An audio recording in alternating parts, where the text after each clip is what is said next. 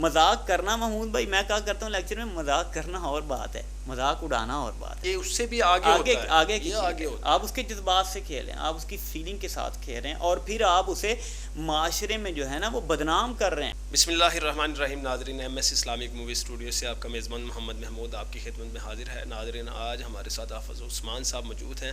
حافظ عثمان صاحب السلام علیکم۔ وعلیکم السلام۔ حافظ صاحب کیا حال ہے؟ الحمدللہ محمود۔ اچھا حافظ صاحب، سوشل میڈیا کے اوپر جو سنی سنائی بات یا کسی کو کوئی میسج آتا ہے اس کی تصدیق کیے بغیر اس طرح کی بات کو آگے کر دینا، تو کیا اس کا کیسا جرم ہے دین اسلام میں؟ یہ کائنڈلی ہمیں بتائیے گا۔ جزاک اللہ خیرہ محمود بھائی، آپ نے یہ بڑا اچھا سوال کیا، اور یہ موجودہ دور کی ضرورت بھی ہے۔ ہم دیکھتے ہیں کہ واٹس ایپ گروپوں میں اور اسی طرح فیس بک پہ جو ہے نا کوئی ویڈیو پوسٹ کر دی جاتی ہے، تو اور اس کی کوئی حقیقت نہیں ہوتی، اور وہ کسی کی طرف منسوب کر دی جاتی ہے، اگلے بندے کو اس کا علم بھی نہیں ہوتا۔ تو ہم یہ بالکل غلط کرتے ہیں، دین اسلام کے مخالف کر رہے ہیں۔ نبی رحمت صلی اللہ علیہ وسلم نے ارشاد فرمایا، کفا بالمرء کاذبا ان یحدث بکل ما سمع، بندے کے جھوٹے ہونے کے لیے یہی بات کافی ہے کہ وہ جو سنتا ہے وہ آگے بیان کر دیتا ہے، تصدیق کے بغیر جو سنا ہے وہ آگے بیان کر دیا بغیر تصدیق کے۔ تو مجھے یہاں ایک الجامع صحیح کی روایت یاد آئی ہے۔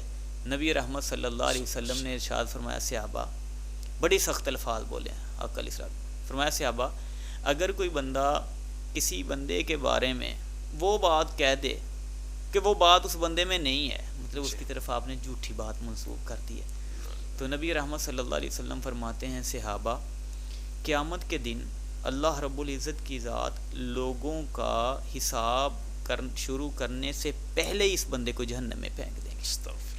آپ نے جھوٹی بات کسی کی طرف منسوب کی ہے تو اللہ قیامت کے دن، یہ روایت بالکل اتھینٹک ہے، سند کے اعتبار سے ٹھیک ہے، اللہ قیامت کے دن جہنم میں پھینک دیں گے، اور جس جہنم میں جس جگہ اسے پھینکا جائے گا، نبی رحمت صلی اللہ علیہ وسلم فرماتے ہیں وہ جہنمیوں کا خون اور پیپ ہوگا جہاں اللہ اسے پھینکیں گے۔ حافظ صاحب، ہمیں تو ڈر بھی نہیں لگتا، مطلب جیسی بات ہوئی، اگر بات نہیں بھی ہوتی تو پھر بھی بات بنا دی جاتی ہے، بلکہ یہ روایت کے اگلے الفاظ سنی گے، نبی رحمت صلی اللہ علیہ وسلم فرماتے ہیں، اللہ رب العزت کی ذات اسے جہنمیوں کے خون اور پیپ میں پھینک کے اللہ رب العزت لوگوں کی طرف متوجہ ہو جائیں گے، ان کا حساب و کتاب کریں گے، تو یہ کہے گا اللہ مجھے باہر نکالیں، تو اللہ رب العزت فرمائیں گے میں تجھے باہر اس شرط پہ نکالوں گا جو تو نے اس کی طرف جھوٹا الزام منسوب کیا ہے نا، جھوٹی بات اس کی طرف منسوب کی، اس پہ دلیل لے کے آؤ، میرے بندے نے کی تھی یا نہیں؟ تو آقا علیہ الصلوۃ والسلام فرماتے ہیں، صحابہ، یہ بندہ آگے سے جواب نہیں دے پائے گا اور دلیل نہیں لے کے آئے گا، اور یہ جہنم کے اس گڑھے میں رہے گا۔ تو ہمیں چاہیے، ہم فیس بک پہ ویڈیو کسی کی طرف منسوب کر دی، کوئی جھوٹی پوسٹ آگے ہم شیئر کر دیتے ہیں، تو محمود بھائی میں اپنے نامہ مال میں گناہ لے کے جا رہا ہوں۔ میں آخری بات ایک کرنا چاہتا ہوں، کہتے ہیں کہاوت ہے یہ کہ ایک بندہ کشتی پہ جا رہا تھا، تو کسی نے آ کے بتایا اسے کہ آپ کی بیٹی جو ہے نا وہ کسی کے ساتھ بھاگ گئی ہے، تو وہ کشتی سے فوری اترا تو گھر آیا، تو اس نے اپنی بیٹی کی طرف دیکھا تو وہ گھر میں کام کاج میں مصروف ہے، تو پسینہ ہے اس کے ماتھے پہ، بڑا پریشان ہے، تو بیٹی کہتی ہے ابا جی آپ پریشان کیوں ہیں؟ تو وہ باپ آگے سے کہتا ہے کہ بیٹا مجھے کسی نے کشتی میں بتایا کہ تم گھر سے بھاگ گئی ہو، تو کہتی ہے باپ پریشان نہ ہو، میں گھر میں ہی ہوں، آپ کو کسی نے غلط بتایا؟ کہتا ہے بیٹا مجھے تو پتہ چل گیا تو گھر ہے، کشتی والوں کو نہیں پتہ، میری عزت کا جنازہ نکل گیا۔ تو ہم غلط کرتے ہیں، کسی کی طرف جھوٹی بات منسوب کر دی، دین اسلام نے ایسے بندے کے لیے جہنم رکھی، یعنی کہ سنی سنائی بات پھیل گئی ہے، لیکن وہ کس حد تک اگر سچائی بعد میں پتہ چل بھی جاتی ہے، لیکن جن لوگوں میں وہ پھیل جاتی ہے وہ تو جیسا دور جا رہا ہے نا، معذرت کے ساتھ جیسا دور جا رہا ہے سوشل میڈیا میں، آپ کس کس سے معذرت کریں گے اور کیسے کیسے جو ہے نا اسے کور کریں گے، تو اس لیے ہمیں خیال کرنا ناظرین یہ گناہ کبیرہ ہے۔ حافظ عثمان صاحب سے ہم پوچھیں گے کہ مطلب پھر یہ جو سوشل میڈیا کے اوپر اور پرنٹ میڈیا جتنا بھی ہے ہمارا ٹی وی چینلز، اس کے اوپر کچھ ڈبنگ پروگرام ہوتے ہیں جس لحاظ میں اس میں جھوٹ بھی دکھایا جاتا ہے، سچ بھی دکھایا جاتا ہے، لیکن اس کی جو عکس بنائی جاتی ہے وہ کس لحاظ سے بنائی جاتی ہے، اور یہ کس حد تک جرم ہے جی دین اسلام میں؟ محمود بھائی ہمارے معاشرے میں اب جو ملک کی گہما گہمی ہے آپ دیکھ رہے ہیں، جو سیاسی مطلب صورتحال ہے ملک میں، تو میں بڑا آپ نے اچھا یہ سوال کیا ہے، میں یہ بتانا چاہتا ہوں کہ ہوتا یہ ہے کہ نون لیگ والے جو ہیں وہ مطلب پی ٹی آئی کی ڈبنگ کر رہے ہیں، کوئی لیڈر بول رہا ہے صرف لوگوں کو ہنسانے کے لیے، اور جو پی ٹی آئی والے ہیں وہ کسی نون لیگ کی ڈبنگ کر رہے ہیں، کسی لیڈر کی، ایسے ہی ہو پیپل پارٹی والے، جس کو جو ملتا ہے وہ ڈبنگ کر رہے ہیں لوگوں کو ہنسانے کے لیے، ہم دیکھتے ہیں۔ تو اللہ کے نبی علیہ السلام نے فرمایا صحابہ ایسے بندے کے لیے ہلاکت ہے جو بندہ صرف لوگوں کو ہنسانے کے لیے جھوٹ بولتا ہے. ایسے بندے کے لیے نبی رحمت صلی اللہ علیہ وسلم نے فرمایا ہلاکت ہے جو بندہ صرف لوگوں کو ہنسانے کے لیے جھوٹ بولتا ہے. تو ہمارے معاشرے میں یہ چیزیں یہ بہت عام ہو چکی ہیں کہ ہم محض صرف لوگوں کے چہروں پہ مسکراہٹ لانے کے لیے ہم جو ہیں وہ جھوٹ بول دیتے ہیں. تو دین اسلام نے اس بندے کے لیے اللہ کے نبی نے فرمایا ویل ہے اس بندے کے لیے، ویل ہے اس بندے کے لیے. تو آپ ذرا حدیث میں دیکھیے گا کہ اللہ کے پیغمبر علیہ الصلوۃ والسلام نے کیسی وعید فرمائی ہے، اور ہم محض شغل بنا بیٹھے ہیں اس چیز کو. اللہ کے نبی علیہ جامع ترمذی کی روایت میں پہ جاؤں تو امام ترمذی رحمہ اللہ نے نقل کیا ہے کہ ویل سے مراد جہنم کی ایک وادی ہے. اور اگلے الفاظ سنیے گا ذرا.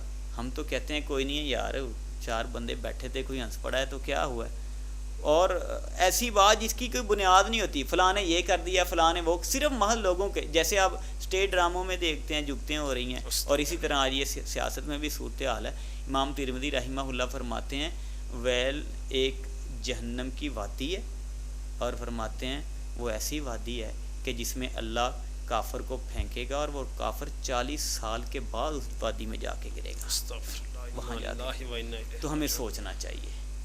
ہمیں لوگ ہنس پڑے ہیں میرے نام اعمال میں گناہ آ گئے، اور جب تک وہ کلپ وائرل ہوگا، جب تک وہ میم چلیں گے، جب تک وہ سارے معاملات چلیں گے، میرے نام اعمال میں گناہ. آپ صاحب یہ پرینک کے بارے میں آپ کیا کہیں گے؟ پرینک بھی یہی کچھ ہے، لیکن اس میں یہ دیکھیں کہ کسی کی عزت کے ساتھ بھی کھلواڑ کیا جاتا ہے. بالکل ایسی ہے یہ بات. تو یہ پرینک تو اس سے بھی آگے، آپ اس کے جذبات کے ساتھ کہہ رہے ہیں، آپ اس کی فیلنگ کے ساتھ کہہ رہے ہیں، آپ مذاق اڑا رہے ہیں اس کا. کوئی آگے جا رہا ہے، کوئی پیچھے سے بلون پانی کا. یہ صورت جو ہے نا وہ حجرات میں اللہ رب العزت کی ذات نے بڑے سخت الفاظ بولے میں لا یسخر قوم من قوم، کوئی قوم کسی دوسرے کا مذاق نہ اڑائے، ایک دوسرے کا مذاق کرنا. محمود بھائی میں کہا کرتا ہوں لیکچر میں مذاق کرنا اور بات ہے، مذاق اڑانا اور بات ہے.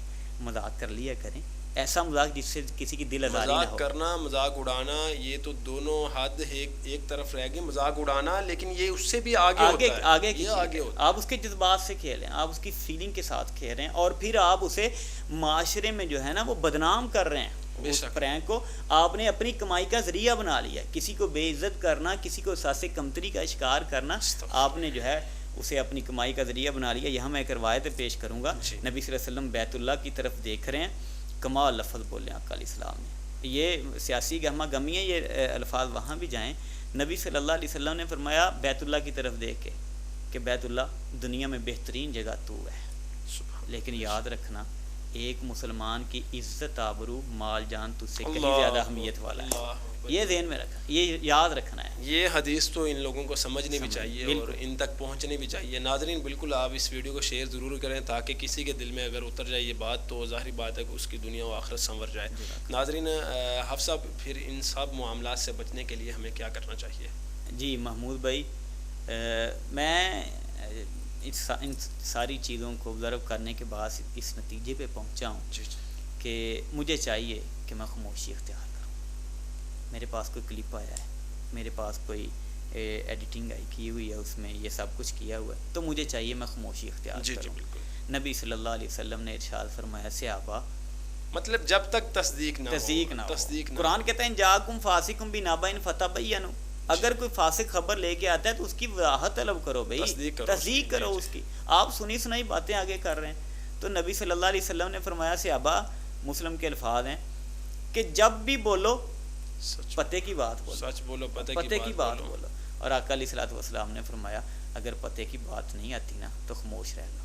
سبحان اللہ، ماشاءاللہ. بے شک بے شک. یار میرے پاس کلپ آیا ہے، مجھے اس کی تصدیق نہیں ہے، اور بھائی میں گناہ اپنے پلڑے میں کیوں ڈالوں؟ میں کیوں اسے فارورڈ کروں؟ میں اسے پوسٹ کیوں کروں؟ فارورڈ کر کے اپنے لیے بھی گناہ کا باعث بنا رہے ہیں اس کو، دوسروں کو بھی. ٹھیک ہے، دوسرے کے لیے. اور جو جس نے بھیجا ہے وہ بھی میرے خیال سے تصدیق کے بغیر. آپ دیکھیں جیسے حالات چل رہے ہیں، فیس بک پہ کسی کو کمنٹ کر کے دیکھیں، جو جواب ملتے ہیں آپ کو وہ آپ کے سامنے ہیں. جی بالکل. ٹھیک ہے، آپ تھوڑا سا جواب دے کے پوسٹ آپ شیئر تو کریں، آپ دین کی پوسٹ شیئر پر کر لیں. اس لیے بہتر ہے کہ یار اگر آپ کو پتہ ہے یہ چیز فتنہ فساد کی باعث بن رہی تو آپ خاموشی اختیار کریں. امام غزالی رحمہ اللہ کا قول مجھے یاد آیا ہے، فرمایا کرتے کہ ایسی خاموشی ایک ایسی عبادت ہے جو بغیر مشقت کے انسان کو ملتی ہے. اللہ کوئی مشقت نہیں ہے اس میں. آپ چپ رہ لیں یار, جیسے حالات چل رہے ہیں اس میں چپ رہنا ہی بنتا ہے. سبحان اللہ. ٹھیک بے ہے. شک بے شک. اور محمود بھائی کمال جملہ جس نے بھی کہا ہے, کہتے ہیں خاموشی بہت سے غیر مہذب رویوں کا مہذب جواب ہوتی ہے. سبحان اللہ سبحان اللہ. ناظرین بالکل حافظ عثمان صاحب ہمارے ساتھ موجود تھے. ناظرین رمضان ٹرانسمیشن جنت کی تلاش میں حافظ عثمان صاحب نے ہمیں بتایا, مطلب سنی سنائی بات پر عمل کس لحاظ سے تصدیق کے بغیر ہمیں بات پھیلانی نہیں چاہیے. پھر دوسری بات, جو ڈبنگ کیے گئے پروگرام جو اکثر ہم سیاستدانوں کو ایک طرف برا بلا یا مختلف پروگرام ڈبنگ کے ساتھ وہ جھوٹ کا لبادہ اوڑے ہوتے ہیں, تو وہ بھی معاملات بتائیں. اس کے بعد جو سوشل میڈیا کے اوپر جس طرح پرائن کیے جاتے ہیں, عزت کے ساتھ کھلواڑ کیا جاتا ہے, دین اسلام میں کس حد تک اس کے گناہ ہے. اور اس کے بعد انہوں نے بتایا اس معاملات کو, سب معاملات سے بچنے کے لیے کیا کرنا چاہیے. ناظرین حافظ عثمان صاحب ہمارے ساتھ موجود تھے رمضان ٹرانسمیشن جنت کی تلاش میں. مزید اس طرح کی ویڈیو کے لیے ہمارے چینل سبسکرائب کریں. السلام علیکم.